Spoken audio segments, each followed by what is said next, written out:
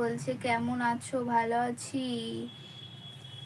খেয়েছো? না না, এখনো খাওয়া দাওয়ার দেরি আছে। আমি এখন গোপ বানাতে ব্যস্ত। এইভাবে কিভাবে একটা আটা দিয়ে চিপকে দিয়ে গোপ গোপ বানিয়ে নেই।